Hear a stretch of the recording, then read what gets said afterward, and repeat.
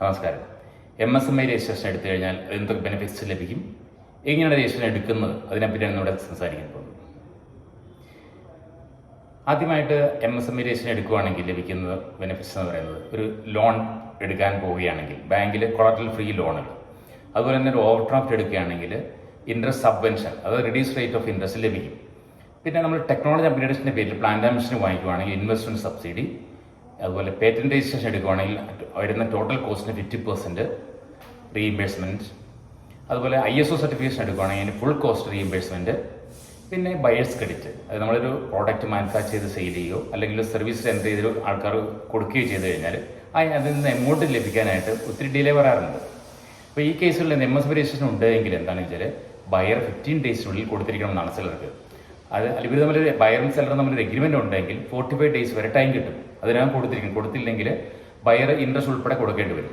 പിന്നെ അതുമല്ല അവർക്ക് എക്സ്പെൻസ് ഡിസൈഡ് വരികയും ചെയ്യും. അപ്പോൾ അതുകൊണ്ട് എല്ലാവരും ആ കറക്റ്റ് സമയത്ത് തന്നെ കൊടുക്കാൻ ശ്രമിക്കുകയും ചെയ്യും. പിന്നെ ആർക്കൊക്കെ എടുക്കാമെന്ന് നോക്കാം. ക്യാപിറ്റൽ ഇൻവെസ്റ്റ്മെന്റ് എന്ന് പറയുന്നത് 50 crores കൂടരുത്, അത് താഴെയുള്ള ആർക്കും എടുക്കാം. അതുപോലെ തന്നെ ടേൺ ഓവർ, ഒരു വർഷത്തെ ടേൺ ഓവർ 250 crores താഴെയാണെങ്കിൽ അവർക്കും എടുക്കാം. ഇങ്ങനെയുള്ള കേസിൽ ആർക്കൊക്കെ എടുക്കാമെന്ന് partnership firm, proprietorship firm, trust, association ആർക്കും കൊണ്ട് എടുക്കാം. ആകെ എടുക്കാൻ പറ്റാത്തൊരു വ്യക്തികൾ എന്ന് പറഞ്ഞാൽ വ്യക്തികളാണ്, ഇൻഡിവിജ്വൽ പേരിൽ എടുക്കാൻ പറ്റില്ല. പക്ഷെ അവർക്കൊരു പ്രൊപ്പറേറ്റർഷിപ്പ് കൺസേൺ ഉണ്ടെങ്കിൽ അവർക്ക് എടുക്കാം, അതിന് കുഴപ്പമില്ല. പിന്നെ അതിനു മുമ്പ് ഒരു രജിസ്ട്രേഷൻ ഉണ്ട്, ഉദ്യോഗ ആധാർ എന്ന് പറയുന്നത്. അതും MSME രജിസ്ട്രേഷൻ ഒന്നാണോ എന്ന് പലർക്ക് സംശയം. രണ്ടാണ്. ഉദ്യോഗ ആധാർ എന്ന് പറയുന്നത് ഒരു 12 digit നമ്പറുള്ള രജിസ്ട്രേഷൻ ആയിരുന്നു. അത് റീപ്ലേസ് ചെയ്തതിന് ശേഷമാണ് നമ്മുടെ MSME രജിസ്ട്രേഷൻ വന്നത്. അത് 19 digit ഉള്ള ഒരു രജിസ്ട്രേഷൻ സർട്ടിഫിക്കറ്റ് ആണ്. ആ സർട്ടിഫിക്കറ്റ് ഉണ്ടെങ്കിൽ മാത്രമേ നമുക്ക് MSME ആയിട്ട് ട്രീറ്റ് ചെയ്യൂ. ഇനി എന്തൊക്കെ ഡോക്യുമെന്റ്സ് ആണ് ഇതിന് വെക്കേണ്ടതെന്ന് വയ്ക്കാം.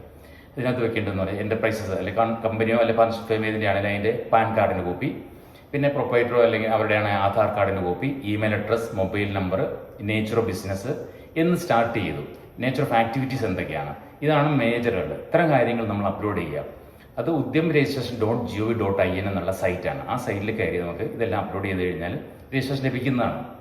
ഇത് ചെയ്ത് കഴിഞ്ഞാൽ നമുക്ക് ഇതുപോലെയുള്ള ബെനിഫിറ്റ്സ് ഉണ്ട്. അതുകൊണ്ട് പരമാവധി ആൾക്കാർ ഇത് ചെയ്തതെന്ന് വളരെ നന്നായിരിക്കും. ഇതാണ് നിങ്ങളോട് പറയാനുള്ളത്. നന്ദി.